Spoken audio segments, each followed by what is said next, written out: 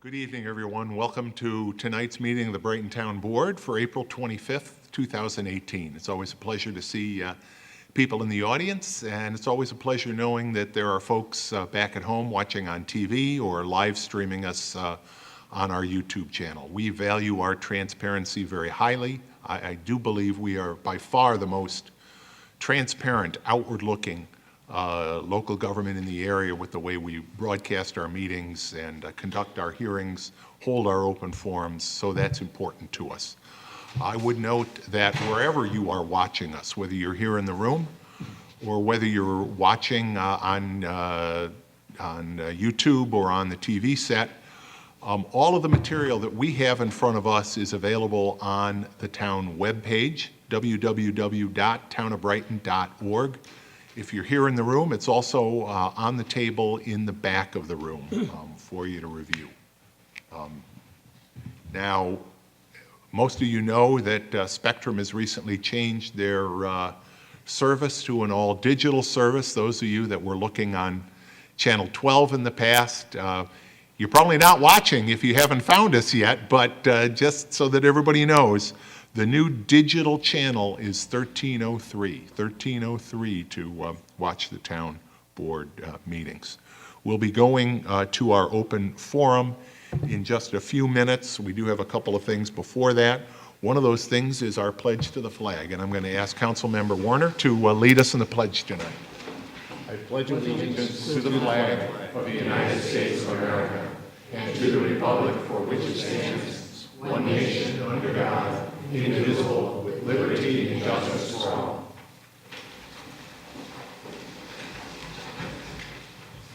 Thanks, Chris. One of the important things that we do every year is conduct an audit of our financial statements. You, the taxpayers of Brighton, deserve exactly that. I was talking about transparency a moment ago. We will tonight present a summary of our audit, our financial statements, and various other related financial materials for the year ending December 31st, 2017. Those materials will be up on our webpage if they aren't already, and we invite you to take a look at them for yourself. But tonight I want to introduce Ray Wager. Ray is a partner at the firm of Mengel Metzger Bar and Company, and also Raymond F. Wager CPA PC. And it's always good to have you here, Ray. Thank you. All right, thank you. Good evening. Good evening, folks. It truly is my pleasure to be here tonight to give you a very quick overview of the financial audits that are complete for 2017. And they're fairly extensive, and I'd like to just go through very quickly the different reports that you have. And you have the general purpose financial statements. That's the 65-page report that has everything that you can think of financially about the town, all the different funds. If you have the time, I suggest that the best part of that report is to look at the management discussion and analysis, because that gives you about a 3 or 4 page overview of some of the highlights that happened last year from a financial standpoint. So I think that's probably the first thing that I would look at if I had a little time. But there's a lot more information in that report than just that. You also have some other documents, some other audits that we do, and some of those are, we review the justice records. We have a report on the justice to make sure that the cash is being accounted for and being reported to the state in a proper manner. So we have a report on that. We have a report on a couple recommendations. Actually, I think there's only one recommendation this year regarding your procedures and policies in the town, and it's a minor recommendation. It's not considered a major recommendation. We also have a review of the financial transactions of the clerk and the tax collector. We review how they handle the records, and we had no findings or no exceptions in that review also, which was very positive. And then we also have some additional special examinations of your records, and some in payroll, some in disbursements. On a very random basis, we go in and pretty much every year and take a look at different departments on a very closer basis than just a general overview on a general audit. So we do your regular audit, and then we target some areas to make sure that your procedures down on a lower level transactions are being accounted for properly. So hopefully you have a chance to look at those 5 documents. They're all very good. We had an opportunity last week. I was out of town, but one of my partners, Tom Zuber, had the opportunity to review in detail with you folks at a finance committee and get right down to the nitty-gritty, and had any questions. Hopefully they were answered correctly and properly. But I talked to him today, and he said the meeting was very positive. Your overall financial condition, which obviously is probably the first question that people would ask, continues to be excellent. Okay, the 2 major funds, which are your general fund, which is your operating fund, and the highway fund, which are your 2 major funds, both showed a little bit improvement in their fund balance. You improved about $200,000, so they increased your equities a couple $100,000 when you consider. And how does that happen? How does that happen? That happens because you monitor. Number one, you approve, and then you monitor your budget, and you end up with hopefully a little surplus on the revenue side, and you underspend your expenses. And when you do that, you can develop some surplus. And you did that again this year. So the general fund has a little more than $3 million, I believe, in fund balance. Highway fund like $1 million too. So those funds are very nicely, a nice financial position. The other funds, you have a variety of other funds. They're relatively small, but financially we look at each one. There's a separate set of books that the town has to maintain and report to the state on the other funds. And we go through all of the different funds. We didn't find any financial issues with any of the other funds. You still have surpluses maintained in the different funds, which include a variety of funds, including capital improvements and things of that nature. So overall, again, the town had an excellent audit. Your finances are in very good shape. You monitor your finances. You have policy as far as what your fund balances should be, and you're very, very close to what your policies state.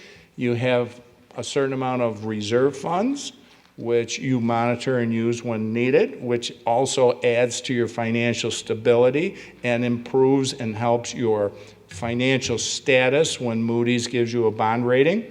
When you go to borrow, you probably have the best possible bond rating of any town in the county. I believe you're right up at the top.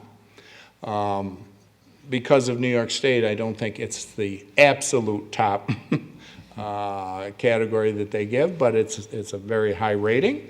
And when you go to the bond market, you can see that your rates are very, very low. So overall, that's the answer to your audits. They came out again very good. Financially, you're very good. Your policies and procedures are in place. We go through your policies and make sure they're in accordance with what the state says you should have. You have policies concerning your purchasing. You have policies concerning investing. You have policies on all kinds of things. And the state changes those parameters quite often. So we make sure that if there is a change in the state level, that you pick that up and you make those changes. So we do that also. And we didn't have any findings in that area. So I think it's at a point where if you have any questions, this would be the time to ask me. Maybe I can answer them. I'll give it a try if you have anything. Ray, I just want to thank you and your firm, Tom, again, particularly for the great presentation he made to us at our Finance and Administrative Services Committee. This is, as always, a very detailed summary of our financial condition, and I do appreciate you hitting on those highlights because they are important. Our fund balance, maintaining fund balance is probably the most important indicator of the fiscal strength of a community, which is reflected in our AA2 bond rating from Moody's. The fact that we monitor those fund balance levels in accordance with pre-existing targeted ranges. Those are some of the things that the state comptroller finds important. I know every weekend the state comptroller issues his reports, and included in those are audits of various towns. And those are a great guidepost to see what some other communities, have been advised to do by the comptroller's office. And I know, having your firm and your personal expertise working with us, we're meeting those expectations. We have those fund balance guidelines. I will say, as we were talking before the meeting tonight, maintaining our tax base is probably the greatest challenge we face as a community in terms of being able to preserve our financial strength. We are a very financially strong community, but like a lot of inner ring suburbs that don't have a lot of developable land, it is very important that we take advantage of the opportunities we have, of the redevelopment opportunities that we have. As you all know, surely we have done that with the proposed Whole Foods Plaza, which will add significantly to the tax base and hundreds of thousands of dollars to tax revenue per year for the town collectively, including particularly our schools. So as we look at our financial statements, we look at your audit, we're really appreciative. Your folks come in, they work well, they work hard. Kudos to our finance department, to Paula, and particularly to Suzanne Zaso for the great work that you both do and working with our firm. So thank you all very much. Excellent. Thank you. All right.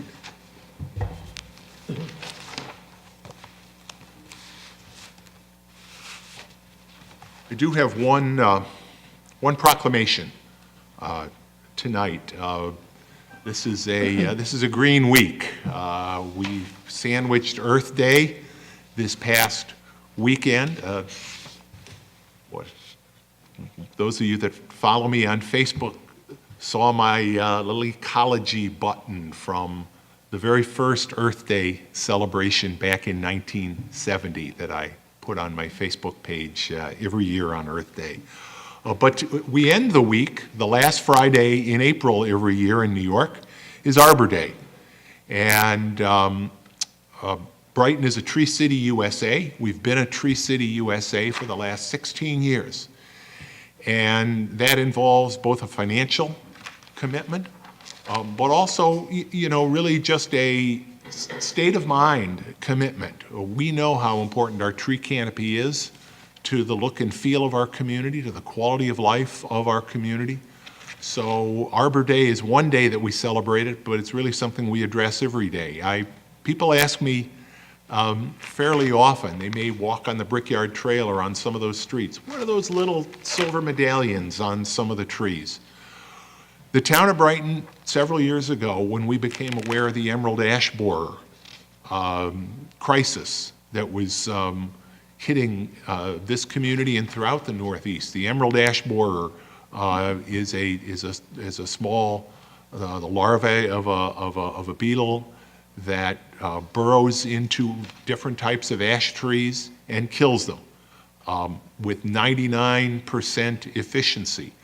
Monroe County, of all the counties in the infested areas in the Northeast, has the highest percentage of ash trees. So we are very much at risk. Those silver medallions you see along the Brickyard Trail or on some of our town streets are they're ash trees. And they are trees that we committed years ago to treating for emerald ash borer. And as a result, we expect to keep those trees. You may have noticed down at the 12 Corners along Elmwood Avenue, there are some trees that were cut down. Elmwood is a county highway. The county is not treating their ash trees along their highways. The state is not treating their ash trees along their highways. It's unfortunate. The town is, and so that's one of the things I think we have to celebrate on Arbor Day. So I would like to read this proclamation. Whereas the last Friday in April has been officially designated each year as Arbor Day in the state of New York. Whereas the residents of the town of Brighton realize that trees are a gift and one of this community's most precious natural resources. And whereas the town of Brighton is proud to be designated as a Tree City USA by the Arbor Day Foundation, and 2018 marks our 16th consecutive year of achieving certification as we continue with our pledge and our commitment to upholding the standards of this honored designation. Whereas trees grace the landscape of our town with quiet dignity and beauty, adding a unique charm and natural diversity to our many neighborhoods throughout each season of the year. Whereas in the town of Brighton, we are fortunate to have a rich variety of trees that present us with a striking gift of a glorious color each autumn, these reds and golds representing the cycle of life, thereby reminding us of the importance of making a difference during our time on Earth by preserving and protecting our ecosystem for succeeding generations who will inherit the trees we plant today. Now, therefore, I, William W. Maley, Supervisor of the Town of Brighton, and the members of the Brighton Town Board, do hereby celebrate the observance of Arbor Day on Friday, April 28, 2018, as a day that uniquely symbolizes the truth that the earth belongs to every generation and not just ours, and ask Brighton residents to reflect on the beauty and importance of trees in our lives and to continue to support the protection and preservation of this most precious community asset throughout the year. As signed this 25th day of April, 2018, by myself and by my colleagues on the town board. And we'll have this proclamation out on display, and I hope everybody will find a way to celebrate Arbor Day. Even if you can't plant a tree, you know, take care of the trees you have. Maybe you can find one to plant maybe a little later in the year, but it is important to us as a community. Okay, we will move on now to our open forum. Now, as those of you that have been here before know, before every meeting, we have an open forum. It's an opportunity for people to come in, speak with us, ask us questions about any matter, whether or not it's on our agenda. And once again, during the open forum, you don't have to be here to participate. If you want to call in, if you're watching us, you can call 303-3060. That's 303-3060. Someone will take your call and relay it to us. And if you're deaf or hearing impaired, we have a TDD line that you can use to call us during the open forum. Our TDD line number is 784-5205. 784-5205 for the TDD line to call in during the open forum. If you'd like to speak, please raise your hand. I'll recognize you. Come up to the podium so that the folks at home can hear you. If you would, please state your name. And we look forward to it. Is there anyone that would like to address the board during open forum? Yes, sir. Come on up.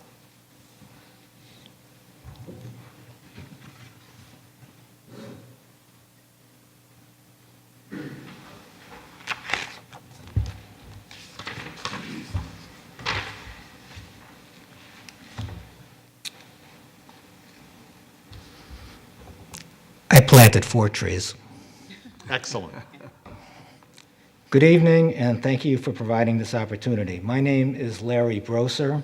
I've been a resident of Brighton for 34 years, and I reside in the Fairfield Ashley Drive neighborhood. I'm here to discuss my concerns about 2 residences, 75 Ashley Drive and 80 Ashley Drive. Edward Shiro and Ramsey Boehner both have received concerns from neighbors about these homes being out of compliance. The code says no more than 3 unrelated persons can occupy a property that's zoned RLB, low-density residential. In other words, a family. 75 Ashley Drive has at least 6 male occupants with 6 white vans and SUVs, all with Ohio license plates and orange extension ladders and bearing the sign Spectrum, the rebranded Time Warner company. In addition, one neighbor noticed from afar that the living room was filled with cots side by side. The front window is now covered with opaque plastic. Neighbors raised concerns about the inappropriate use of the residence between February 22nd and 27th, and the town sent a letter to Matan Cohen, son of David and Ruth Cohen, on March 7th. The letter says the dwelling may be out of compliance, and the town is withholding formal action to allow an informal resolution. It's now 7 weeks later, with no response, and I'm being told that maybe they're all related, as Ramsey told me that David told him. I'm at a loss for words. 80 Ashley Drive. I recently filed a complaint because there are at least 4 people with 4 cars from 3 states living there. It's pretty obvious they aren't related, given the facts. I'm worried that our community will no longer be a wonderful, sought-out place to raise a family. Thank you. Thank you. And I am certainly aware of the situation. I have been out. I was on Ashley last night. I saw the vehicles. I heard someone was doing some carpentry work or something in the garage because I heard some banging around 8:30, and I did see a gentleman in there. We are. Yeah, you correctly described the letter that we sent to them. It is a challenge. It is a challenge, and I don't think anybody here wants to see us live in a community where our neighborhood character deteriorates. On the other hand, I also know that people don't want to live in a community where we're concerned that police or other official people are going to come knocking at our door and making what may seem like, unreasonable inquiries at a given time. So that's the balance that we raise. I actually noted a vehicle with a Florida license plate when I was out there today.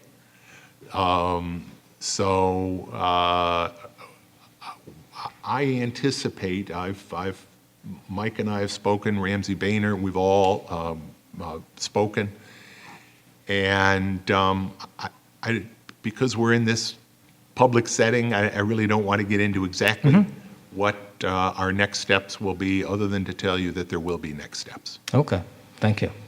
And 80, I'm hearing about 80 for the first time, so I don't know whether that's, I saw 80 that was very recent that I just Okay. brought that up. All right. And there's been a lot of litigation over the years. It's civil rights litigation over the definition of family.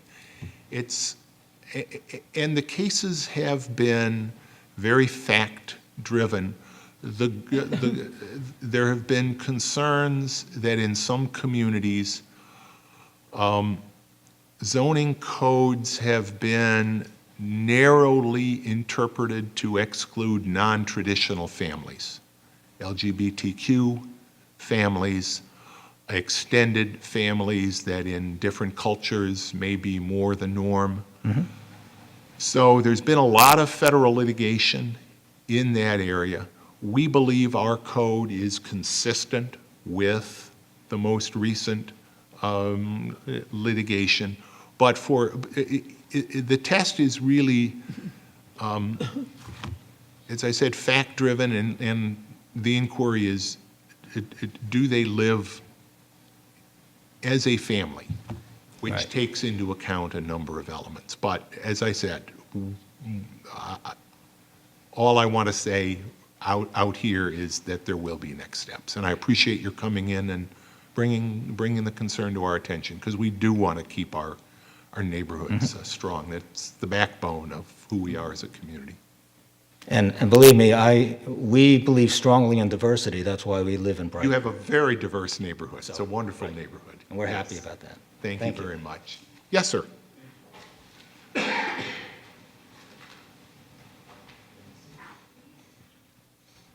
Thank you. My name is Alan Himes. I live at 227 Ashley Drive, down the street from where Mr. Broser is. And I appreciate very much what he said, and I think it summarizes what everybody thinks down there. I would just like to add one thing that I've experienced, and I think many people in the street have noticed.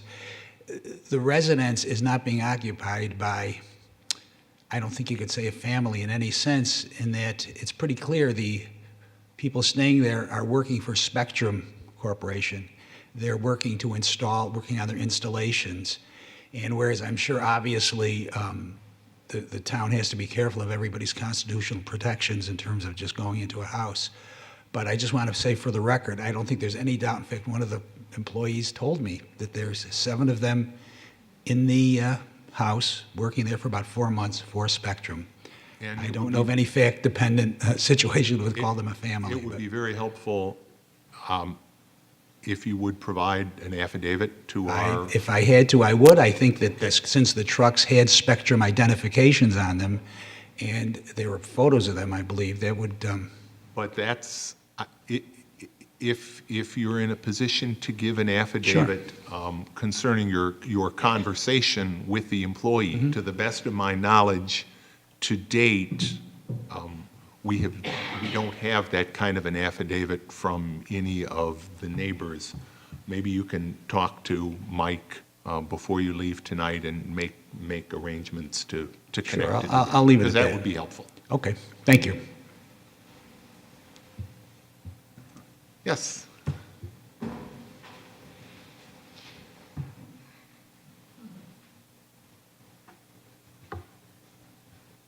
My name is Mary Meissner, and I live at 124 Ashley, so just a few doors down from the houses that we're talking about. And I would like to affirm most all of what Larry said.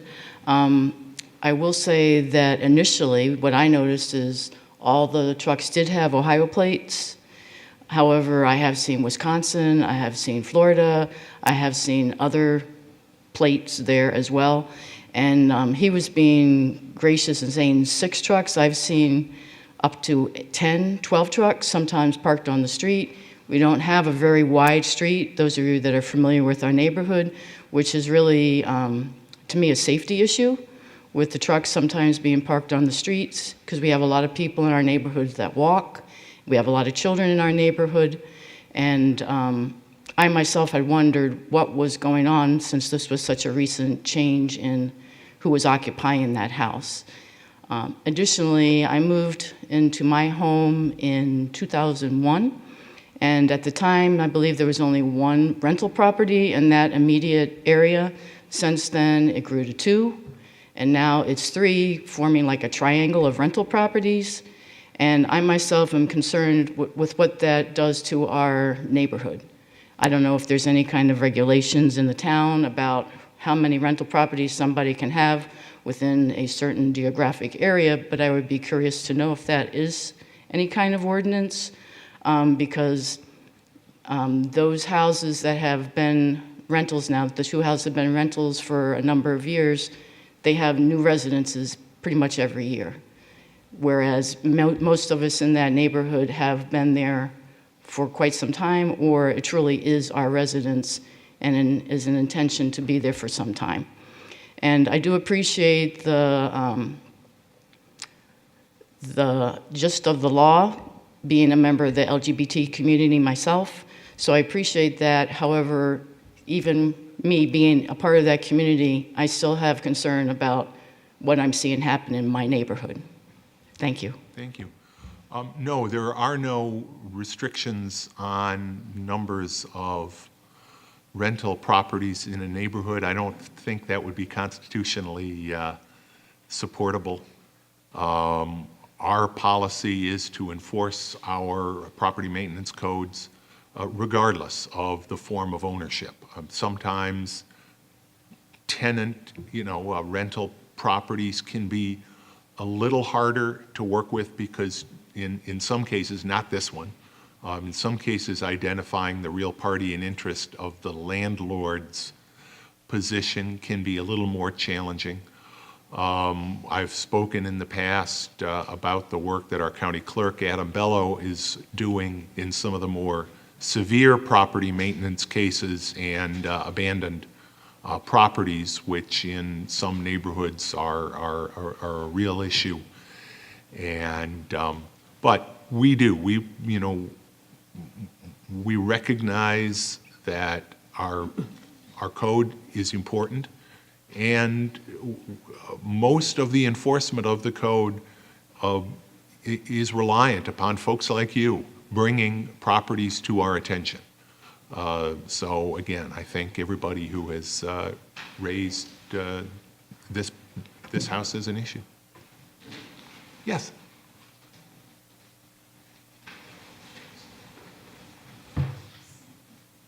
Hey, good evening. My name is Sam Aiken. I also live at 124 Ashley Drive.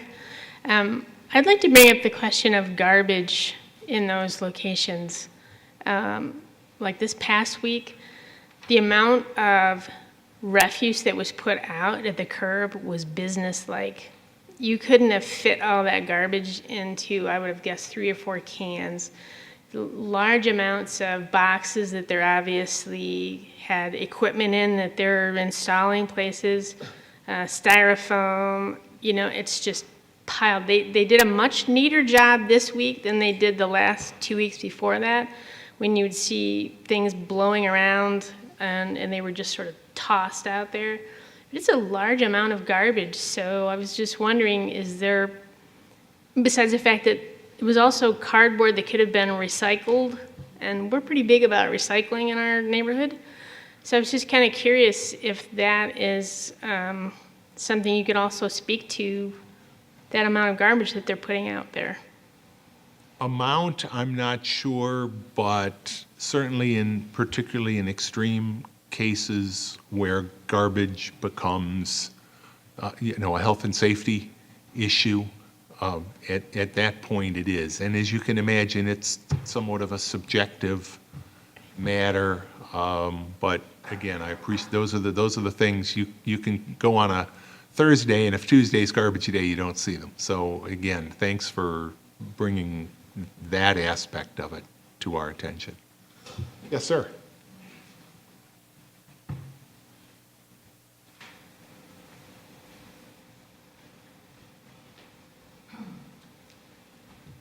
Yeah. Hello, my name is Hani Gonim. I live in the same neighborhood, and I'm just here to make sure that, to reflect that we are all annoyed in this neighborhood of that fact. Every time I go to RIT or come back, that's my job, professor there, forth or back, I encounter one of those trucks zooming in and out every time. And one time I saw around 10, 12 trucks all the way in. And I called the police once, but they told me someone of the policemen have to go there and watch it and see it. And I called Spectrum, and they didn't even bother. So I just wanted to let you know that we are bothered here. We are really annoyed. Thank you. Thank you. And I can tell you, we have reached out to Spectrum as well. Yes.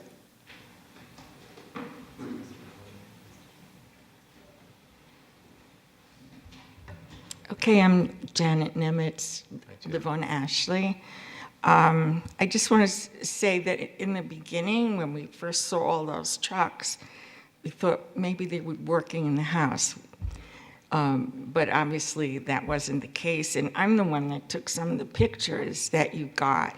And the first time you saw all these signs on the trucks, and I guess when we complained enough, one day they were all off. They're back on anyway. So I just want to let you know that I sent you those pictures. Thank you. Thank you for that. I did see them. And a few of my own today. Tom. Good evening, Mr. Supervisor, members of the Town Board. My name is Tom Greiner, member, actually a retired member, now Senior Counsel at Nixon Peabody. And I'll be brief. I just wanted to make a couple points here. This is regarding, and I actually don't even know how you refer to this case. There's some people call it the Whole Foods matter, the Daniele, whatever, but the development proposed at Monroe Avenue. Whole Foods Plaza. Whole Foods Plaza, thank you. I wanted to make a couple points, and just by way of background, I was asked to work on the restrictive covenant that was part of the town board approval back on March 28 as a condition to the approvals.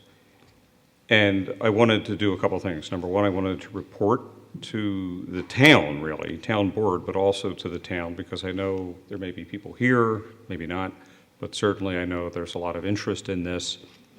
And I wanted to report that today, this afternoon, I had a very good discussion with the town's outside attorney and also with the developer's attorney, where we kind of slogged through the restrictive covenant. And I'm going to just go over a little chronology as well. But we are happy to report that in terms of the actual covenant, the sections of it dealing with the restriction on access, there are a couple issues, but substantial progress has been made on that, and I would expect that it would take maybe another session to get that done. Obviously, nobody's ever happy with maybe even their own position, let alone the other party's position, but I think we made a lot of progress on that. In terms of chronology, and I realize that to people that don't work in this kind of a field, you may think that you can sit down and draft one of these things in a half an hour. So, with your permission. Absolutely. So, as far as I know, the actual restrictive covenant story started perhaps with your press conference on March 14, where... Which was really a response to what we heard at a lengthy right. public hearing, the fifth public hearing we heard Right. On the project on February 28th, I think it was. Okay. And of course, by the way, also, and I think you know this, Mr. Supervisor, this is not a project that I have been involved with. I'm in my law firm, so I hear things. I sometimes look at the television. I read the newspaper. So I know a little bit, but I was actually specifically tasked with helping out on this restrictive covenant, looking at title as well. So for me, the restrictive covenant story started with your press conference where you may have even used the words, you're directing the developer to restrict access on Allen's Creek and Clover Streets. So that was March 14. On March 20, I was actually asked to work on this. And on March 20, I called Town Attorney Gordon to just discuss it. We had a good conversation. He asked me to reach out to the outside attorneys, both for the town and the developer. So on that same day, March 20, I did that. We set up a meeting for March 22, and we had, I think, a very good first meeting on that. Set out some of the preliminary parameters and really discussed, what is the goal here? And quite frankly, from the developer's attorney, he said it very eloquently. Jerry Goldman said, the goal is to come up with a covenant that will restrict access to Clover, in and out of Clover and Allen's Creek from this 10.3 acre parcel of land we now call Whole Foods Plaza. Made sense. We discussed who should be a party to it. And so that was on a Thursday. On that Monday and Tuesday, I started really getting into it and actually exchanged emails with the same cast of characters as well, as I think Mr. Gordon was looking at his computer or his smartphone late at night, because I believe these emails went into 10:30 at night talking about it. So then Wednesday, March 28th, in fact, Mr. Gordon and I spoke at about 3:30, 4 o'clock in the afternoon. Told him we were still wondering about a number of issues, including who the parties were going to be, but again, we were making progress, working on a draft, and I hope to have something soon.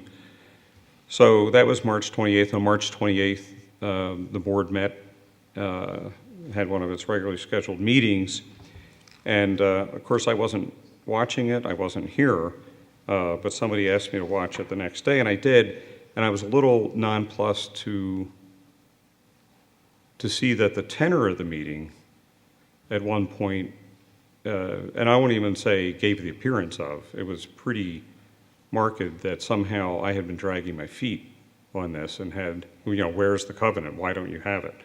So I was a little, as I said, taken aback by that. Nonetheless, I did submit a draft of the restrictive covenant on April 10, so approximately 12, 13 days later. Did receive back some comments and also some revisions to it about 9 days later from Mr. Goldman, who I believe was maybe ill, so it might explain the 9-day gap between my draft and his. I think he was. There was something else. There was something for sure. I'd rather not, but Right. there was something. Yeah. And then I was actually out of town that day and the next day, Thursday and Friday, tried to, from afar, keep the ball rolling.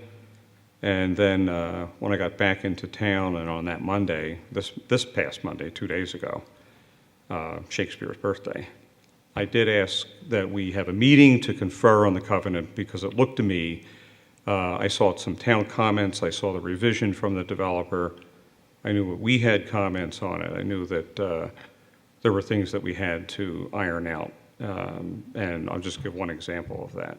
One is emergency access, right? That's vehicular. The restrictive covenant's not going to permit that vehicular traffic, but of course, emergency vehicles have to access it. So that was one of the things we talked about today. And I said, of course, we always, I mean, whether or not we said or didn't say, I always intended that the vehicular access for emergency vehicles, of course, you're going to have that. Any event, that brings us up to today. And as I said, I thought we had a very good call, good working session on it. There's some issues that surround the covenant that are not part of the covenant that the town required that need to be ironed out. I am not involved or working on those, just the covenant that the town is requiring. And I think with another probably go-around, we'll probably be there on that. So I wanted to report in because, again, I know people are antsy about this and they may think that they don't know what's happening. So if they're watching TV or if they're here, they at least know, to the best of what I know, what's going on. And a final thing I'd like to say, I meant to say this this afternoon, but I also did look at the title, and I see that, as pointed out, I believe in the town's papers in the lawsuit that's current, I believe the town pointed out that that trail has a gap in it. And in fact, it's to the rear of it exists the whole way except from Allen's Creek to out to the animal hospital, but does not actually, there's no easement for that trail that people are on in the back of the Mario's Restaurant parcel. I'll call it the Mario's Restaurant parcel, I don't know what else to call it. So, in actually looking at the subdivision approval that the town granted, it was clear that that easement is a condition of the subdivision approval. Everybody else along the line gave that easement. So I would expect that as a housekeeping measure, when the dust settles and all this is happening, that easement, I believe, was a form easement. I believe, I looked at the ones from Mama San's and the bowling alley and Animal Hospital and Executive Square. It's all the same. So I assume that was an oversight, and that will be. And that's, of course, from quite a number of years ago. Yeah, probably 20 years ago. Yeah. But that was, I did notice that, and obviously the town noticed it as well, so I assume that will be fixed. Absolutely. Well, thank you, Tom. You're welcome. I can certainly say that, from my perspective, I've never been concerned about your attention to the matter, and I appreciate the fact that you've done that. I appreciate the fact that you did conference call today, and there have been previous discussions, and that all the parties, I certainly think, are working in good faith towards resolving this, because you're right. On the 14th, I did make it clear that there would not be any building permits. There still won't be any building permits granted until we, until there is a negative covenant as we've been describing it. So Very thank you good. for your efforts in that regard. Absolutely, my pleasure. And by the way, just to let you know, the town's comments on the draft that we had submitted, the comments, the changes that the town wanted were all acceptable. So, Thank you. Thank you. And Tom, I just want to add to what the supervisor said. I did have a very brief chance to talk to our outside counsel, Mr. Mancuso, before coming here today, and everything you said is what he said. As think did I. you're- And you're- You're making, it sounds like the team is making very good progress. I think we're going to find that very shortly, we're going to be able to put pen to paper and have that 30-year covenant in place. Yeah, that would be my expectation as well. Thank you, Mr. Gordon. Very good. Thank you. Thank you, Tom. Okay. Is there anyone else that would like to address the board? Yes?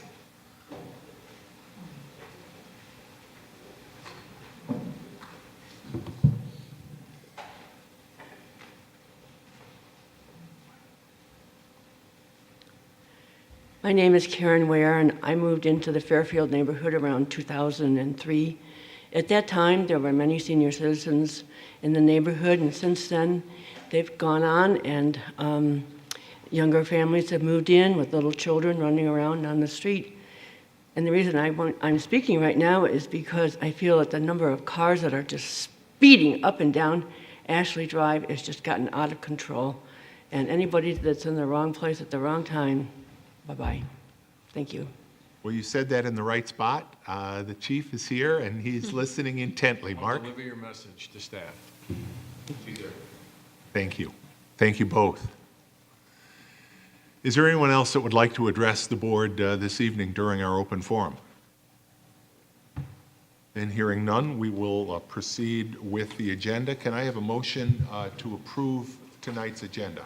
So moved. Second. Discussion? Dan, please call the roll. Councilmember Vogel? Aye. Councilmember DePonzio? Aye. Councilmember Werner? Aye. Councilmember Wilt? Aye. Supervisor Mealy? Aye. Can I have a motion to approve and file meeting minutes for our March 28th and April 11th town board meetings? So moved. Second. Any discussion on those? Hearing none, Dan, please call the roll. Councilmember Vogel? Aye. Councilmember DePonzio? Aye. Councilmember Werner? Councilmember Wilt? Aye. Supervisor Mealy? Aye. We have no public hearings tonight. We'll move to bids. The first item we have tonight is actually authorizing going out for a bid. It is for the purchase of a replacement ambulance by the Brighton Ambulance Services District, which is part of the funding for our Brighton Volunteer Ambulance in town. Can I have a motion on that matter? So moved. Can I have a second? Second. I just want to talk a little bit about this. The proposed specifications for the bid are in your packet tonight. The ambulance corps, and I really give them a lot of credit, they've been grappling, as a lot of us have, with vehicles and what size and type of vehicle is best suited to their needs. Years ago, they used these big box truck kind of ambulances. Ken, as a former ambulance volunteer, can relate to those. They were quite large, they were not terribly fuel efficient, and they were expensive, 0 for 3. So several years ago, as some new model vehicles became available, they went to what was called a Sprinter model. And they purchased a couple of Sprinter vehicles. They were significantly less expensive, got better mileage. There were some concerns about the layout and the size of the interior. So their last vehicle, they purchased something called a mini mod, which was again kind of a boxy, but a smaller box than the vehicles that they used to have. And they purchased one of those, and as they always do when they try a different vehicle class. They've solicited feedback from their both their paid staff and their volunteers, and they've made the decision. They have a rig selection committee, and that committee has made the recommendation to go back to the Sprinter model. We can anticipate a little bit less expensive, and certainly some better gas mileage. And it's instead of being, it's a unified vehicle instead of being sort of modular. So that's the nature of their request. They will go out, they will get proposals, and assuming that they get a proposal that makes sense, they'll bring it back to us. Their replacement cycle is about a 7.5-year cycle, which means that we purchase a primary ambulance vehicle about every 18 months. And when I say we, I do mean the Ambulance Services District, and we work with the Brighton Volunteer Ambulance Corps in terms of providing those vehicles. So that's what you have in front of you. Any questions? I know we don't have anybody from BVA here tonight, but we did at the Finance Committee meeting when we also discussed this matter. Hearing none, Dan, would you please call the roll? Councilmember Vogel? Aye. Councilmember DePonzio? Aye. Councilmember Werner? Aye. Councilmember Wilt? Aye. Supervisor Mealy? Aye. And again, as I said earlier, all of these materials, including these ambulance specs, are available online. Next, Jim, can I have a motion to solicit proposals for sewer pipe relining services? So moved? Second. Mike, do you want to talk about this a little? Sure, Mr. Supervisor, we, at the sewer department, we have a relining program every year. In the past, we have used the county relining services. We feel we can maybe better our price and better our performance if we go out and bid the relining services. So we're requesting to bid, prepare bid documents and put them out to bid and choose a new relining service. Sounds good. Any questions? Any further comments? Hearing none, Dan, please call the roll. Councilmember Vogel? Aye. Councilmember DePonzio? Aye. Councilmember Werner? Aye. Councilmember Wilt? Aye. Supervisor Mealy? Aye. Can I have a motion to receive and file communications? Jason? So moved. Second. Two communications here. One, counsel to Comida, advising us that Comida finance property located at 919 Westfall Road with Anthony J. Costello and Son Development.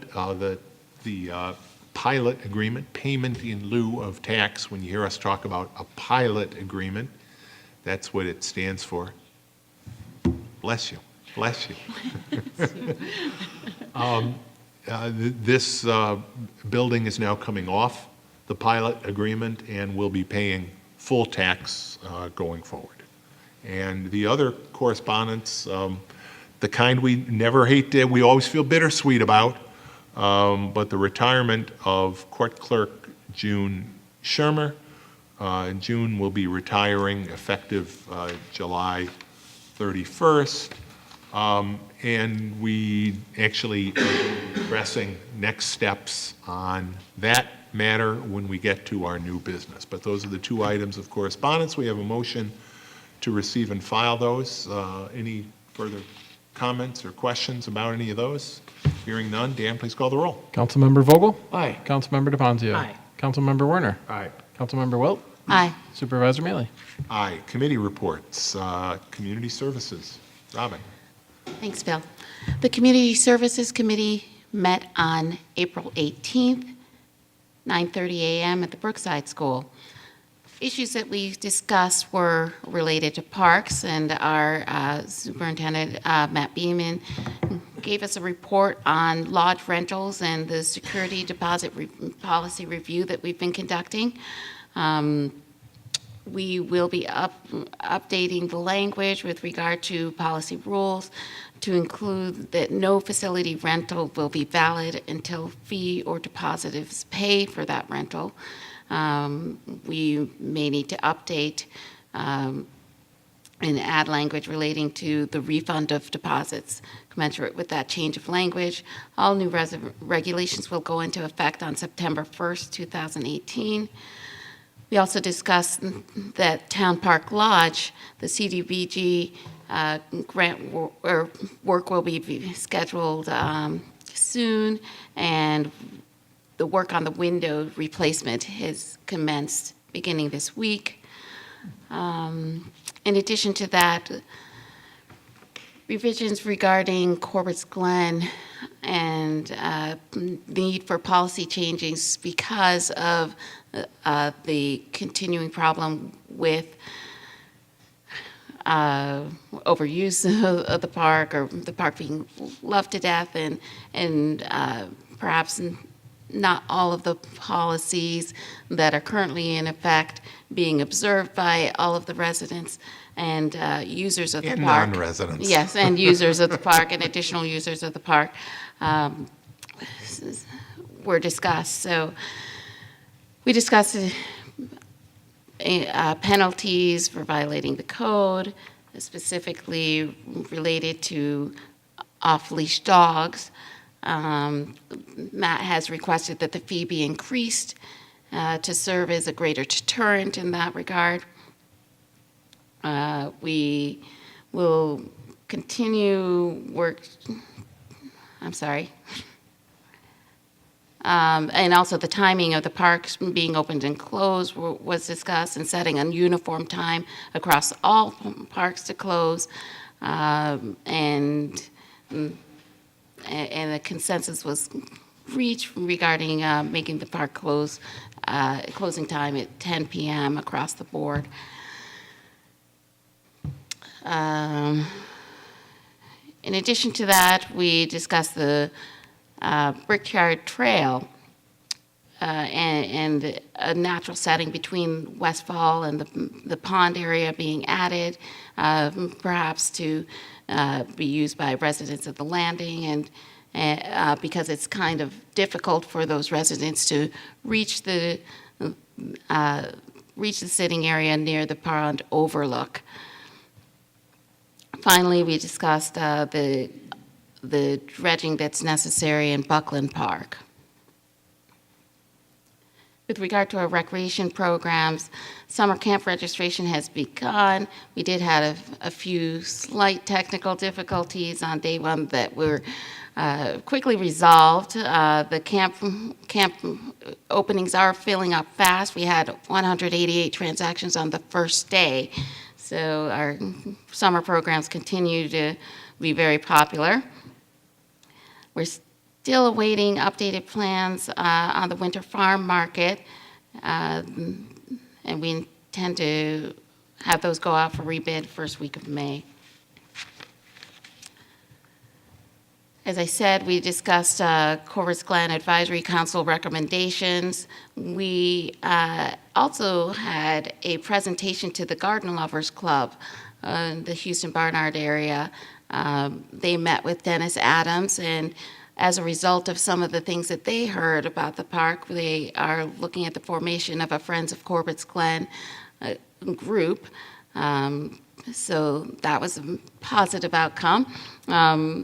In addition, Matt Beeman did receive from the county some H2O hero signs that will be installed in Corbett's Glen. One of the ongoing problems that we have in Corbett's Glen is related to pet waste in the park.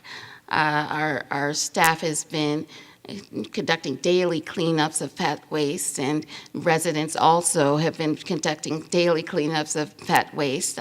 So obviously there are problems related to viruses and illnesses resulting from pet waste in the parks, and so through an initiative by the county, we're going to be installing some signs in the parks just to raise awareness regarding pet waste. We continue our annual Clean Sweep planning. We met with the Brighton School District, Brighton Police Committee, and as usual, they will be promoting the event through the school district. We are we're thankful for our partnership with the school district on this popular program. So we continue to post on social media regarding the event, and we did have significant sign-ups, so we're looking forward to that on May 12th, Saturday, May 12th, from 9 a.m. to noon. In addition to that, we discussed our semi-annual shredding and electronic events. They will be happening on May 19th, 2018, and planning is going smoothly. We will be trying a different vendor this year. We'll be using Eco Green Park as a result of some of the quotations that came in. They had a very competitive quote, and we have contracted with Eco Green Park on some other shredding within the town. So we're looking forward to that additional partnership. We also had updates on our Inclusion, Diversity, and Equity Advisory Committee. That committee is conducting interviews at this time. We had an overwhelming response to call for participants on the committee. We've been conducting those interviews and would like to have them completed by the end of May. But again, it's an ongoing process, and we're hoping to reach as many members of the community as we can. And in reviewing some of our outreach mechanisms, we want to make sure that the committee is accessible to all who want to participate. So it's an ongoing process in that regard. We have also formed our beautification committee through resolution, and a call for members should be going out shortly.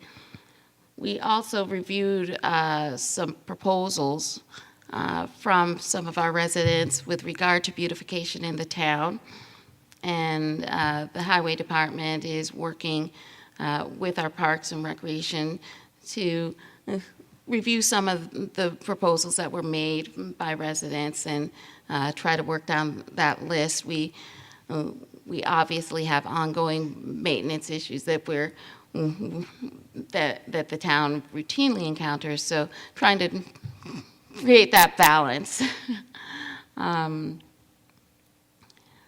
Residents of the Roselawn neighborhood have we're still awaiting feedback on some proposed changes to the Roselawn Park, the Rose Park that is on town campus, to be specific.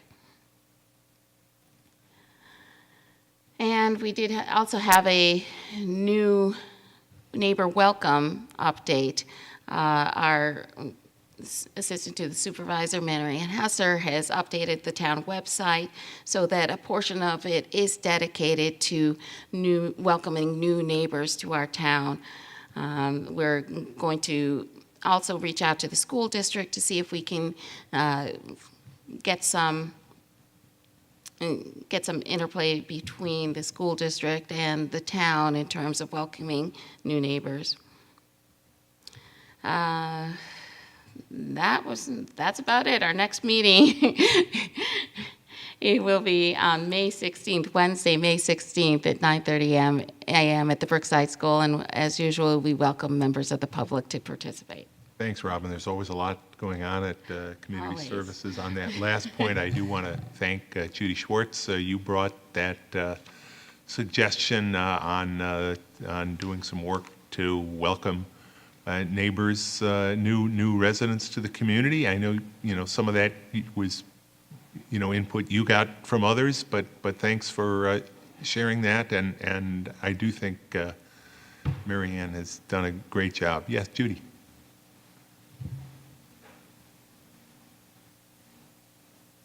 I just want to make a point that I mentioned to Robin when we were talking about putting associations or whatever online. If you're new to town, a list of neighborhood associations won't mean anything to you. So my suggestion was to put up a map of the town on the website with the streets outlined in the name of the association, whatever there, so that people would know. Otherwise, they wouldn't know what it Idea, meant. Too, and probably with our GIS capability Okay. or some kind of our capability, that's something we can probably Yeah. pretty easily do. No, we can do that. We just need to make sure we have the right boundaries for each neighborhood association. That's all. Thanks, Judy.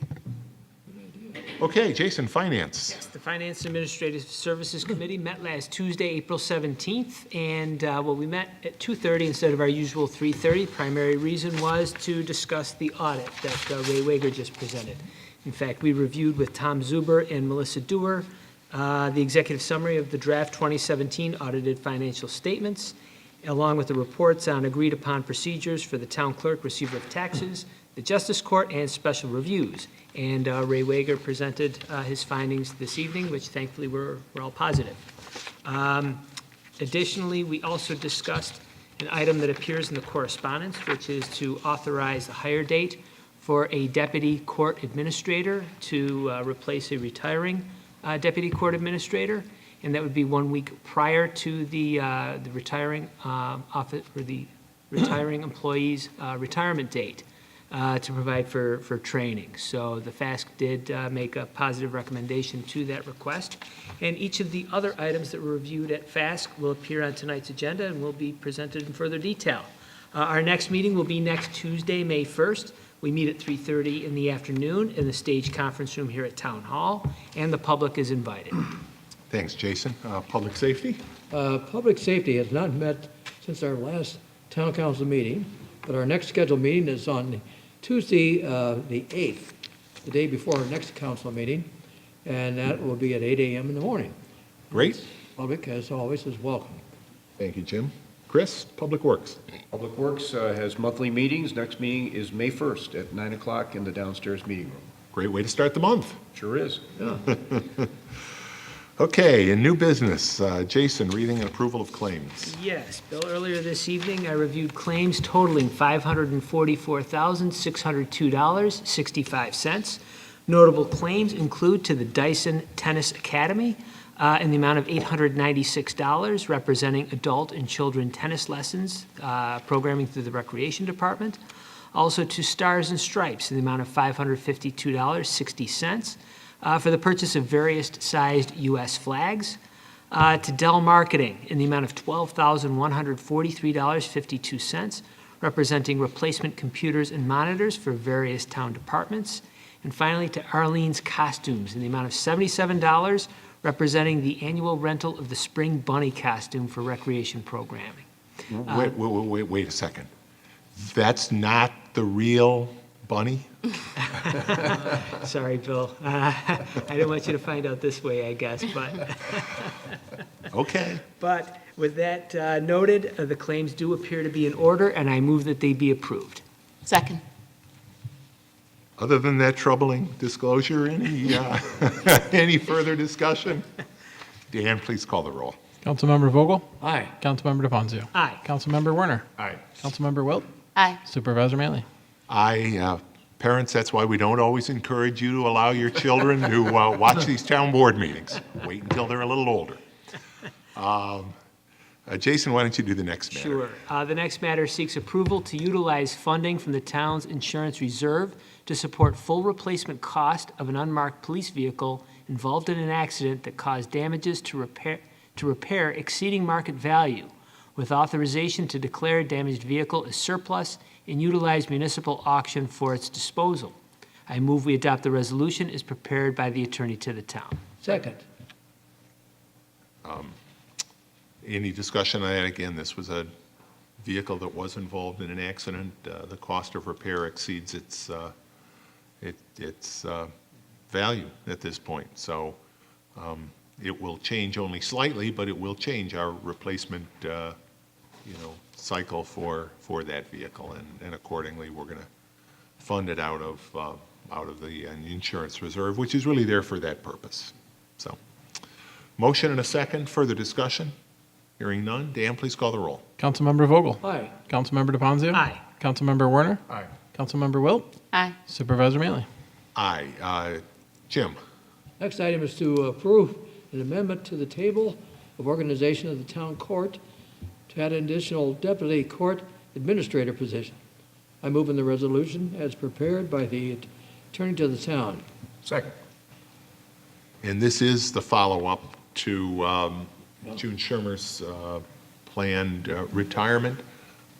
We will slightly restructure our authorized positions in that department. We already have one deputy court administrator, and it really made sense. We have 2 judges, and to parallel the structure, we will be hiring a second deputy court administrator. Once we do that, and once June has retired, we will be coming back to you to eliminate the position that June currently holds. So once this cycle is through, that office clerk 2 position will be eliminated, and so the permitted table of organization will have the same number, just the one different title. So we have a motion and a second on that. Any further discussion? Hearing none, Dan, please call the roll. Councilmember Vogel? Aye. Councilmember DePonzio? Aye. Councilmember Werner? Aye. Councilmember Wilt? Aye. Supervisor Mealy? Aye. Chris? Next item is for approval to amend the table of organization of the Facility Operations Department Table of Organization to add the position of a part-time seasonal laborer. I move that we adopt the resolution before us. Second.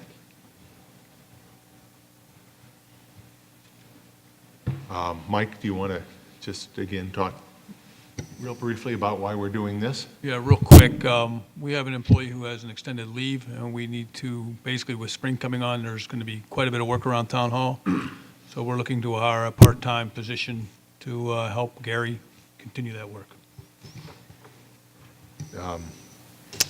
And you've all seen, I'm sure, the work that Gary's already begun doing, particularly with the nice weather we've had this past week. I spoke with him on the campus. He's doing a great job. Yes, he is. Thank you. I'll pass that on. You probably did too. Yeah, good. Because he does do a great job. There's no doubt about it. And this will help. This is one of those situations where, because of the extended leave, we really need to make sure we've got someone in place to work with him. We have a motion and a second on that. Further discussion? Hearing none, Dan, please call the roll. Councilmember Vogel? Aye. Councilmember DePonzio? Aye. Councilmember Werner? Aye. Councilmember Wilt? Aye. Supervisor Mealy? Aye. And Robin, the last item. The last item is to set a May 23rd, 2018 as a public hearing date for 2018 Parks Local Law. I move on the resolution as prepared by the attorney to the town. Can I have a second? Second.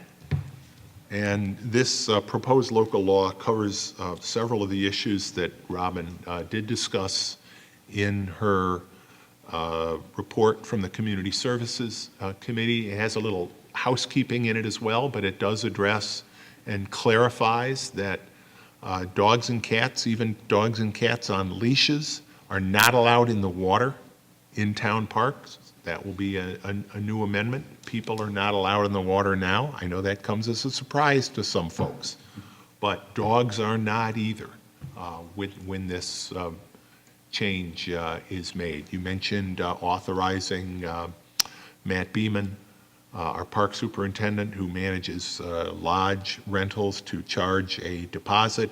There's a change in here that will authorize him to do that. And as you said, a reservation won't be complete unless they've not only paid but also paid that deposit. We've benchmarked, we've had discussions about that. It's important. Many communities do it, and it will help us preserve the quality of our facilities and conduct at our lodges. It also specifically authorizes the park superintendent to identify areas that are going to be off limits. One of the things we've discussed as we've looked at Corbett's Glen is that there are some areas that, because of excessive traffic, particularly excessive traffic going into the water, that have been so worn down that we're going to declare them to be off limits for some time, to allow them to be built back up So this authorizes the superintendent to do that and to put up signage and/or barriers, and most importantly, to fine people if they ignore that and go in. We're really serious about preserving Corbett's Glen is a jewel. We want to make sure it stays that way for generations to come. So that's what we're doing with this law. We have a motion and a second to be setting May 23rd as that public hearing date. Any other comments? Hearing none, Dan, please call the roll. Councilmember Vogel? Aye. Councilmember DePonzio? Aye. Councilmember Warner? Aye. Councilmember Wilt? Aye. Supervisor Maley? Aye. Matters of the supervisor, a couple things I want to talk about. Again, this time of year, we talk about it a lot, and that is lawn and garden debris pickup. Our crews are out. I know our bulk crews have already been through town once. They're already on their second pass.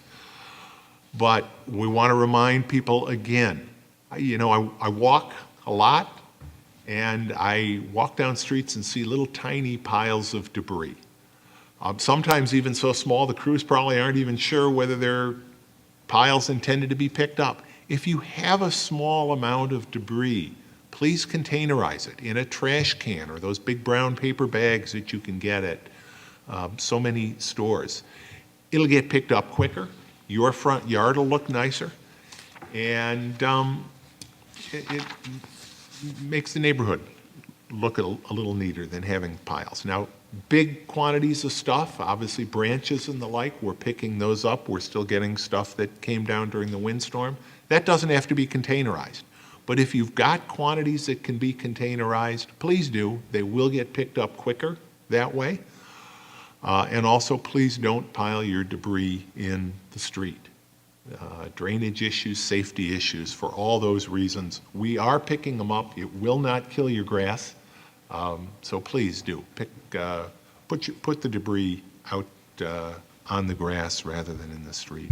Bill, I made a note this weekend that Virginia Colony is particularly good about not putting their stuff in the street, and it's probably Judy that's out there policing it. I know Judy talks. You really do, and it obviously works. Great observation. I was riding on my bicycle with my grandson, and it did not have to dodge any piles, and went up and down Brantford. and That's real. That really is great. Because I do see your communications to folks. Thank you for that. Oh yeah. No, people share them. No, it's good. It's wonderful. Yeah, or people will just tell me.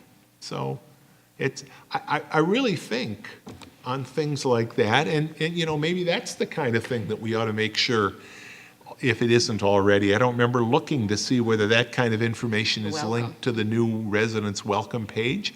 I really think a lot of the time people just don't know. Mm-hmm. They probably think, oh, it's going to be easier for them to pick it up if I put it on the asphalt.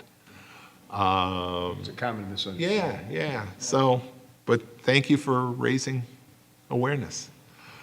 We should give you a badge. As spring goes to summer, lawn debris pickup goes to street road work, our chip sealing, and our repaving.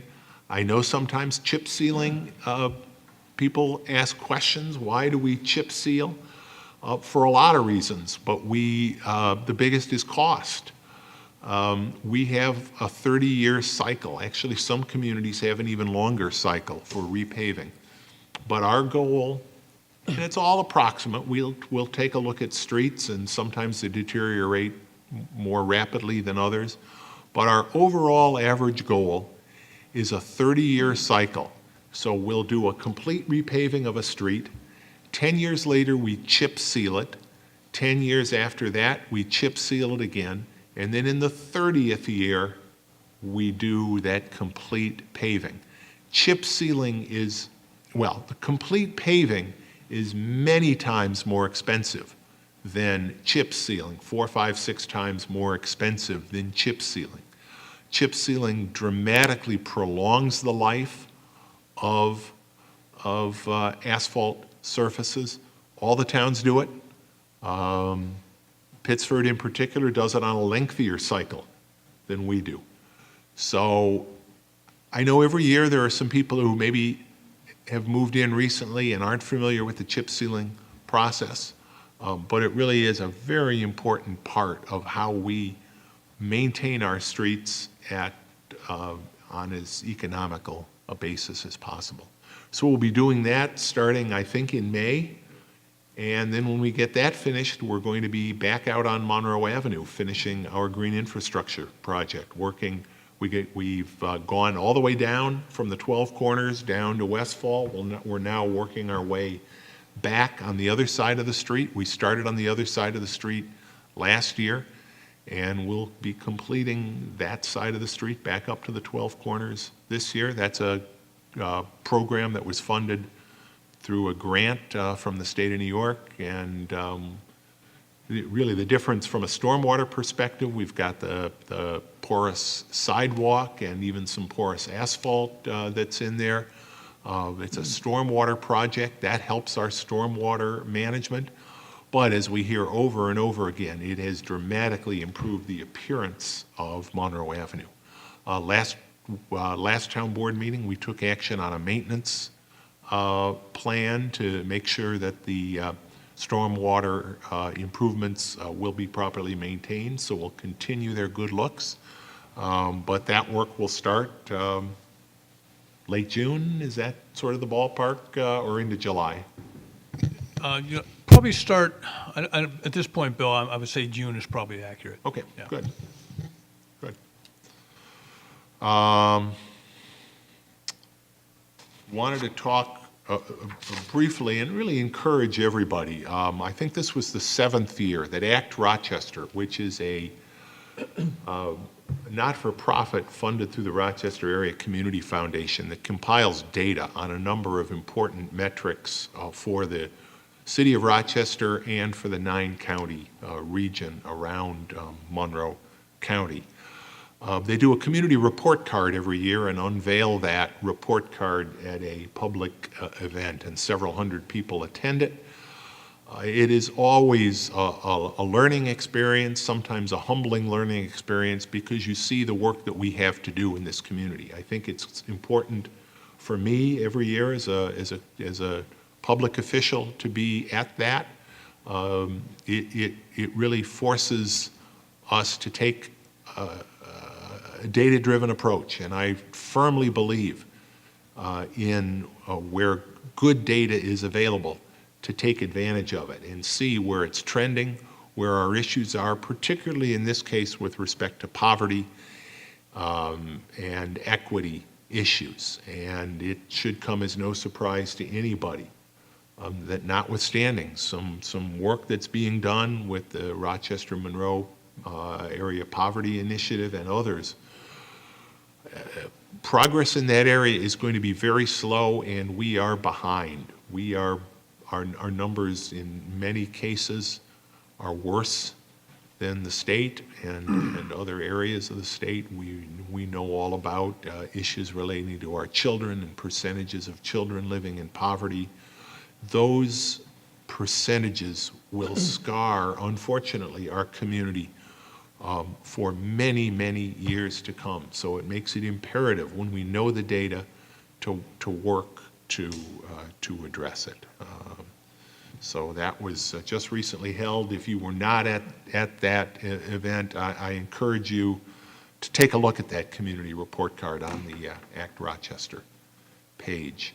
I also just want to follow up real quickly on Mr. Greiner's comments earlier, and I appreciated him coming in, and I really do. I'm not sure I remember anybody at the meeting suggesting that anybody was dragging their feet, but if they did, it certainly, I know it wasn't Mr. Greiner, I know it wasn't any of our folks, and frankly, I really don't believe anybody involved in putting this covenant together was. But I think it's important as we look at the proposed Whole Foods project to again highlight some very significant amenities to the community that come with that project that would not have been possible without the use of incentive zoning. We've talked before, we've talked many times about how important incentive zoning has been to the community. We talked about those parks Those parks wouldn't exist. They certainly wouldn't exist in their current form, but for incentive zoning, which has been the vehicle through which much of that land has been purchased or been transferred to the town, and then in many cases developed, and the Brickyard Trail and the Frankel Nature Park right over across the street is a perfect example of that. But in this case, there are some significant benefits to the community. The access management plan, traffic accidents in that area, as the chief can attest, have been a problem. The work that the state did in eliminating that high-speed right turn lane has already made a significant improvement, significant decrease in traffic accidents since that work was completed. This plan will allow people on the south side of Monroe Avenue, the businesses there, in other words, across the street from the proposed Whole Foods Plaza, connecting those properties. That will allow customers of all of those businesses to ingress and egress. If one direction, most people will either come in or go out with a left-hand turn. They will be able to make it at a signalized intersection instead of crossing in front of ongoing traffic. That will dramatically further improve safety in the area. That's an important community amenity, but it's also an economic development amenity. The proposed Auburn Trail, nearly 2 miles of trail connecting to Pittsford's and really the Finger Lakes region, Auburn Trail. If you know the Brickyard Trail, the Auburn Trail in its composition will be very similar. The Brickyard Trail is 11 feet wide. This will be 10 feet wide only because the right-of-way is a little narrower, but it will be bicycle and pedestrian. It will not be a motor vehicle trail. Motor vehicles will not be allowed on the trail. And then taxes. We heard from Ray Wager earlier this evening how strong our financial position is, and it is strong. But this project, it is estimated, will generate close to $400,000 in taxes. About half of that will go to the Brighton Central School District. Last year, Fight for Brighton had to work successfully with Joe Morelli to make a big change to the formula for state aid for the town of Brighton.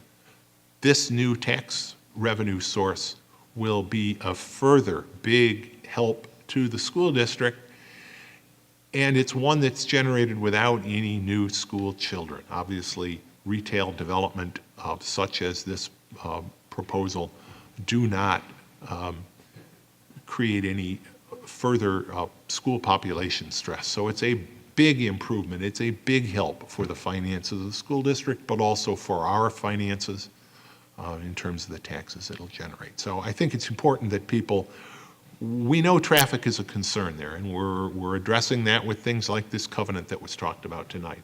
But I really think it's important that the community, again, be informed about the significant amenities that will come with this project. And finally, I just want to note, the governor really came out very quickly after the so-called tax reform, the tax reform that dramatically restricted the ability of New York taxpayers to take tax deductions for state and local taxes, as well as charitable deductions, and that will have a major negative impact, except that the governor very quickly came out with a proposed plan, a charitable system, and the Association of Towns, in concert with some other statewide good government groups, announced some training seminars on how to set up those systems.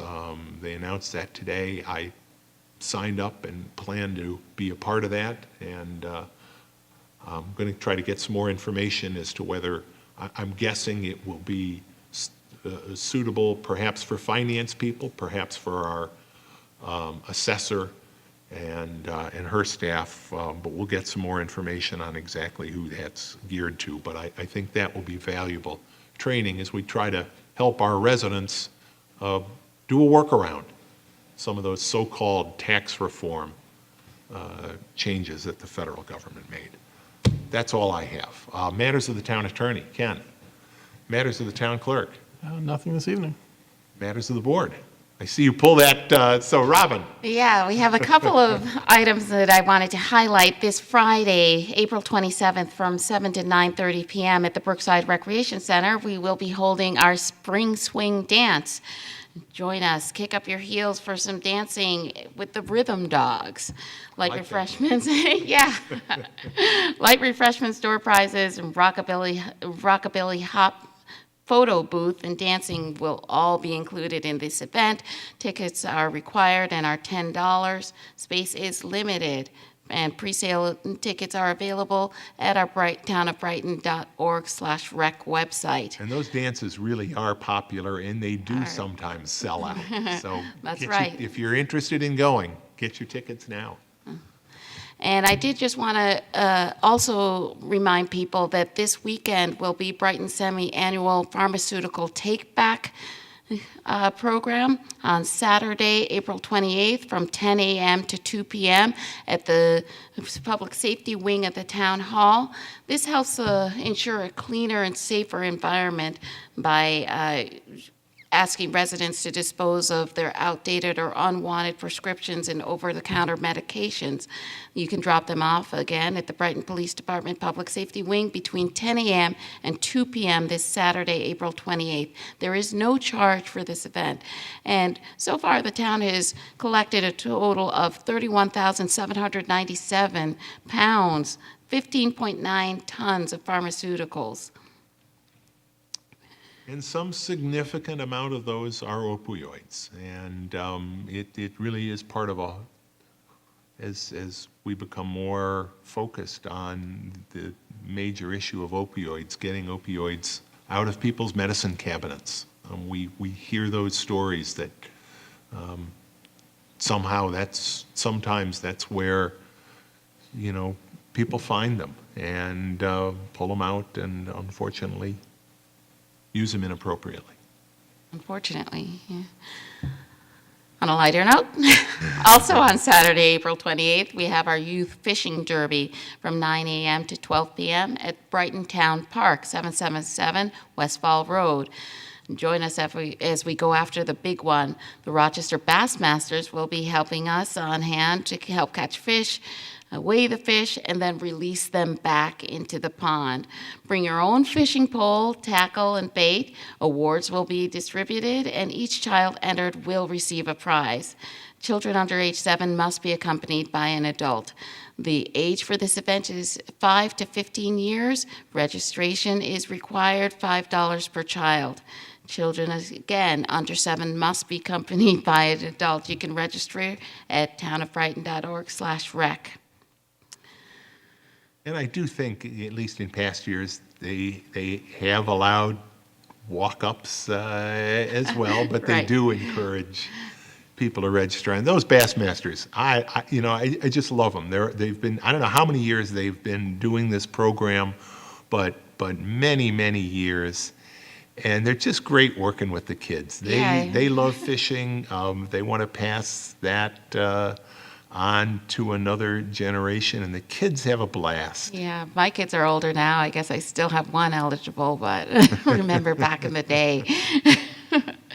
And I do just want to remind people that our summer playground camp registration has been open. Resident registration for the summer playground camps has begun. Spaces in all camps are filled on a first-come, first-served basis. Some weeks are already full at this point, so please register early to avoid disappointment. A registration for all the other programs will begin on Tuesday, May 1st at 9 a.m. We'll try not to crash the system this time, but they are very popular. So again, do register early. You may register online at townofbrighton.org/rec. And again, I do just want to put in one final plug. Our annual Clean Sweep program will be occurring on Saturday, May 12th from 9 a.m. to 2 p.m. It's always a popular program. Please do register again online at townofbrighton.org/rec. That was Clean Sweep on May 12th. Yes, clean sweep on May May 12th. 12th. May 12th. Thank Did you, I say Robin. that? Yeah. Thank you very much. Any other matters of the town board? Then can I have a motion to go into executive session to discuss employment of particular people and real estate? So moved. Second. I do not expect that we will come out of open session, but Dan, can you please call the roll on that? Councilmember Vogel? Aye. Councilmember DePonzio? Aye. Councilmember Werner? Aye. Councilmember Wilt? Aye. Supervisor Maley? Aye. And so because we won't be coming out, thank you all for being here. Our next town board meeting will be Wednesday, May 9th, right here in Town Hall at 7 p.m. Have a good evening, everybody. Thank you for being here.